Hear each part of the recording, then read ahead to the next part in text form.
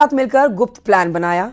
अब आपको बताएं कि पाकिस्तान के डिप्टी पीएम और विदेश मंत्री अचानक से बीजिंग पहुंच गए, जहां पर चीन ने पाकिस्तान को 5वीं पीढ़ी के स्टेल्थ जंगी जेट का ऑफर भी फेंक दिया। वो भी उसे 50% डिस्काउंट पर बेचना चाहता था। उधर इस्लामाबाद में एक नया कांड हो गया। जनरल मुनीर को प्रमोशन कर उन्हें फील्ड मार्शल बनाने वाले शाहबाज की हालत खराब होने लगी है।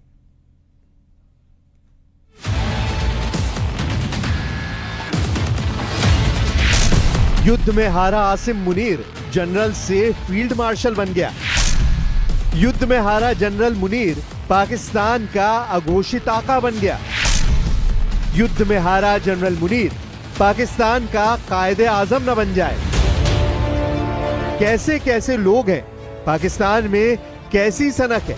जिस जनरल ने आतंकी साजिश रचकर पहलगाम हमला करवाया, जिस जनरल ने ऑपरेशन सिंदूर में नाक रगड़कर सीज फायर किया, जिस आसिम मुनीर ने रात 2:30 बजे शहबाज को फोन कर भारत की मिसाइलों की मार की कथा सुनाई, वही जनरल मुनीर अब खुद फील्ड मार्शल बन बैठा है। कहने के लिए पाकिस्तान की शहबाज सरकार की कैबिनेट ने प्रमोशन किया है, लेकिन पाकिस्तान की पहचान रखने वाले जानते हैं कि आर्मी चीफ क्या चीज है।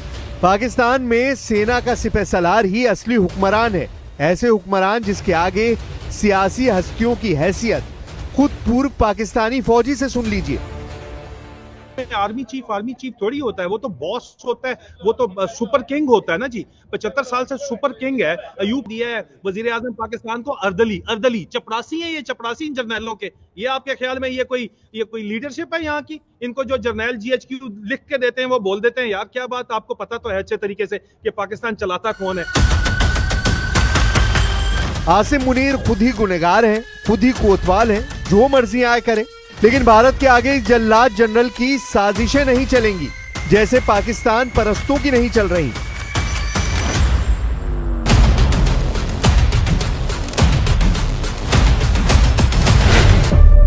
भारत माता की,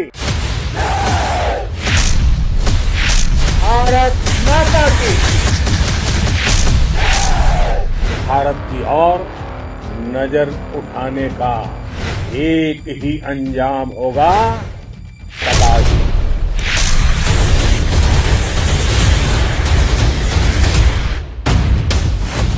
चीन, तुर्की, अजरबैजान और पाकिस्तान, ये चौकड़ी इस वक्त दुनिया में सबसे ज्यादा खतरनाक है। ऐसा अलायंस जिन्हें दहशतगर्दी नहीं दिखती, जिन्हें आतंकी आका नहीं दिखते, जिन्हें हथियारों की सौदेबाजी कर सिर्फ दौलत पटोड़नी है, खून खराबा मचाकर तानाशाही हुकूमतें बनाए रखनी है। ये गठजोड़ भारत ही नहीं पूरी दुनिया की नई टेंशन बन चुका है।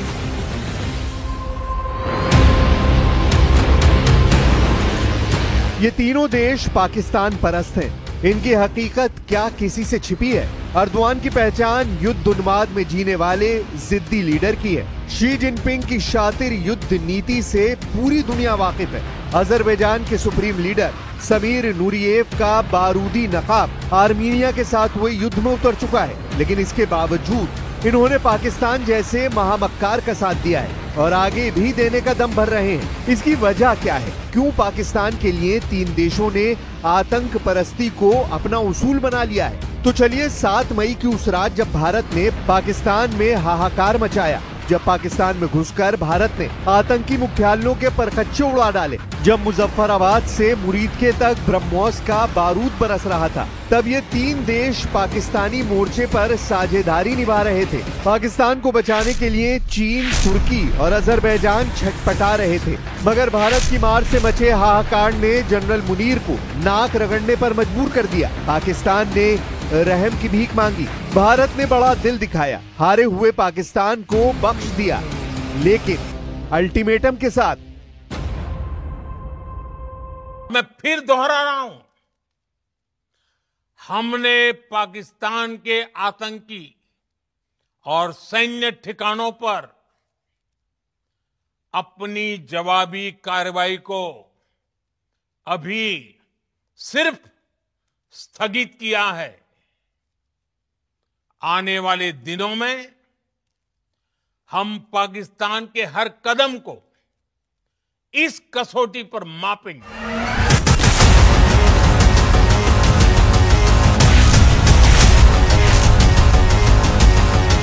सेनाओं के युद्ध में एक की हार और दूसरी की जीत होती है, लेकिन एक ही युद्ध में कई देशों की सेनाएं हार जाएं, उनके हथियार तहस नहस हो जाएं, तो उसे ऑपरेशन सिंदूर कहते हैं। कहने भर को ये युद्ध पाकिस्तान के विरुद्ध हुआ, आतंकियों के संहार के लिए हुआ, लेकिन हारने वालों में सिर्फ पाकिस्तान नहीं, मार खाने में सिर्फ जनरल मुनीर नहीं, 90 घंटे के भीतर वो सब हार का जहरीला घूंट पीने पर मजबूर हो गए, जिन्होंने पाकिस्तान के लिए जी जान लगाई। पाकिस्तान के लिए सिर्फ जंग के मैदान में उतरने भर से परहेज कर परास्त होने वालों की लिस्ट में पहला नाम स्वयंभू वर्ल्ड पावर ड्रैगन यानी चीन का है। दूसरे नंबर पर खुद को मुसलमानों का खलीफा साबित करने वाला तुर्की है। तीसरे नंबर पर बात बात पर बारूद से खेलने वाला अजरबैजान है। इन तीनों देशों के सिपहसालार सन है। टॉप लीडरशिप सख्ते में है। वर्ल्ड ऑर्डर में टॉप पर होने का दम बढ़ने वाले चीन और तुर्की की तिलमिलाहट इतनी बड़ी हुई है कि दोनों देशों ने मरनासन पाकिस्तान को फिर से खड़ा करने का मिशन ऑन कर दिया है। कोई पाकिस्तान को तकनीक दे रहा है, कोई हाईटेक हथियारों की सेल लगा रहा है, किसी ने अपना खजाना जनरल मुनीर पर लुटा देने का ऐलान कर डाला है। लेकिन ये खींच क्यों? आखिर युद्ध में मारा तो पाकिस्तान गया, पीटे तो पाकिस्तानी पायलट गए, धज्जियां उड़ी पाकिस्तानी सैन्य अड्डों की, लेकिन असलियत सामने आ गई चीन की, तुर्की की, अजरबैजान की, साथ ही कतर जैसे कट्टर पाकिस्तान प्रेमी की। कतर भी पाकिस्तानी जनरलों के ट्रैप में फंसा हुआ है। शहबाज शरीफ से कतर के शेख भाईचारा निभा रहे हैं, लेकिन सबसे ज्यादा जो बिलबिला रहा है वो चीन है। चाइनीज मार्शल ने जनरल मुनीर की जान बचाने के लिए सबसे हाईटेक जंगी जेट भी खैरात में देने का ऐलान कर दिया है। चीन ने पाकिस्तान को मजबूत करने के लिए अपने अत्याधुनिक स्टेल्थ फाइटर जेट J-35A की डिलीवरी में तेजी लाई है। न्यूज 18 को सूत्रों से मिली एक्सक्लूसिव जानकारी के मुताबिक अगस्त 2025 में पाकिस्तान को 30 जेट्स की पहली खेप मिल सकती है। ये फैसला हाल ही में भारत और पाकिस्तान के बीच हुए टकराव के बाद लिया गया है। बीजिंग और इस्लामाबाद से मिले इनपुट्स के मुताबिक पाकिस्तान को ये जेट्स 50% डिस्काउंट पर दिए जा रहे हैं। इतना ही नहीं, पाकिस्तान एयरफोर्स के पायलट्स को ट्रेनिंग के लिए PLA एयरफोर्स हेडक्वार्टर बीजिंग भेजा जा चुका है। इस डिफेंस डील के अलावा चीन ने CPEC के दूसरे फेज के तहत पाकिस्तान में सिविल और मिलिट्री इंफ्रास्ट्रक्चर के लिए $25 अरब के निवेश का ऐलान किया है। पाकिस्तान ने इसके बदले ग्वादर पोर्ट तक एक्सेस और सिक्योरिटी देने का वादा किया है।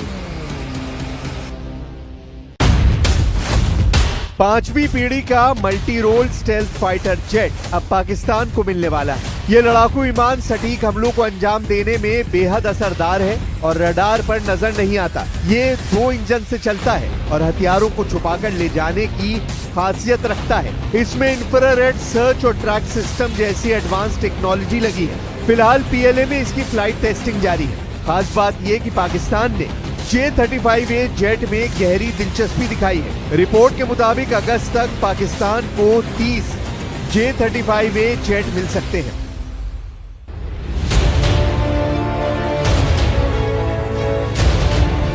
ड्रैगन जनरल मुनीर से जंगी जेट की डील के लिए इस कदर उतावला क्यों है, इसे भी जान लीजिए।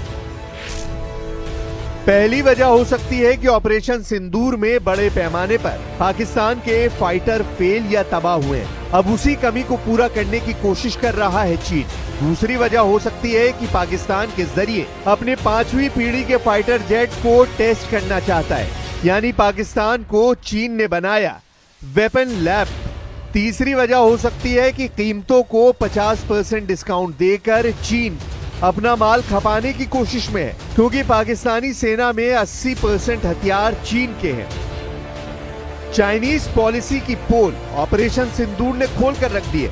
मेड इन चाइना हथियारों का सच भी दुनिया ने जान लिया है। चीन की साइबर आर्मी इस सच को छुपाने के लिए मरी जा रही है। ऑपरेशन सिंदूर के वक्त चीन ने वाइबो जैसे अपने सोशल मीडिया प्लेटफॉर्म पर पाकिस्तान के फर्जी दावों को हवा देना शुरू कर दिया था। हैशटैग्स चलाए गए, India opens flood gates, Pakistan shot down 6 Indian fighter jets. Pakistan की बातों को हूबहू दोहराकर चीन ने अपना एजेंडा साफ कर दिया। भारत के खिलाफ प्रोपेगेंडा चलाकर चीन अपने हथियारों का प्रचार कर रहा था। चीन ने वॉर टेंशन के बीच अपने हथियारों की जमकर मार्केटिंग की।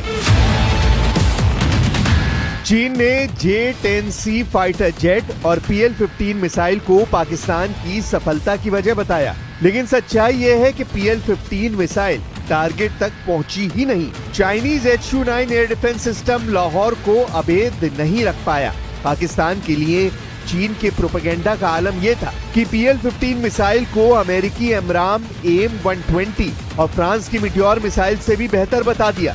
सबसे चौंकाने वाली बात यह है कि चीन के कब्जे वाले सभी मीडिया संस्थान, जिसमें CCTV न्यूज, बीजिंग न्यूज, सिना मिलिट्री, रेफरेंस न्यूज समेत तकरीबन 2 दर्जन से ज्यादा चैनल वाइबो हैंडल पर फेक न्यूज फैलाने की कोशिश में जुटे रहे।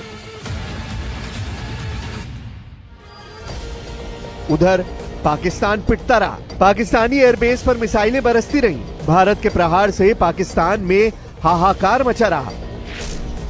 इस बीच JF-17 और विंग लूंग 2 जैसे चीनी सिस्टम भी फेल हो गए, जबकि AR-1 जैसी laser guided air to surface missile को भारतीय रडार ने ट्रैक कर इंटरसेप्ट कर लिया।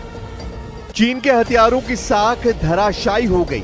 तब पाकिस्तानी जनरल दुखड़ा रोने बीजिंग पहुंचे, जिन्हें फिर से चीन ने J-35A नाम का झुनझुना पकड़ा दिया है। पाकिस्तान जिन हथियारों और जिन देशों के दम पर उछलता है, उनका तमाशा पूरी दुनिया देख रही है। तुर्की के डिफेंस स्टॉक में भयंकर गिरावट शुरू हो गई है। तुर्की के हथियार निर्माताओं को खोजने से खरीदार नहीं मिल रहे। बाकी क्या ही कहा जाए। हालांकि पाकिस्तान अब भी शैतानी साजिशों से बाज नहीं आ रहा। भारत में जासूसी के आरोप में ताबड़तोड़ हो रही गिरफ्तारी इसका सबूत है। पहलगाम हमले के बाद खुफिया एजेंसियों ने कोड नेम से ऑपरेशन मीर जाफर शुरू किया, जिसके तहत पाकिस्तान के संपर्क में रहने वाले और उन्हें जानकारी भेजने वाले जासूसों की जानकारी जुटाई गई। जासूसों की पहचान के बाद शुरू हुआ ताबड़तोड़ गिरफ्तारियों का सिलसिला। ऑपरेशन सिंदूर की तर्ज पर चलाए गए ऑपरेशन मीर जाफर ने पाकिस्तान में हड़कंप मचा दिया।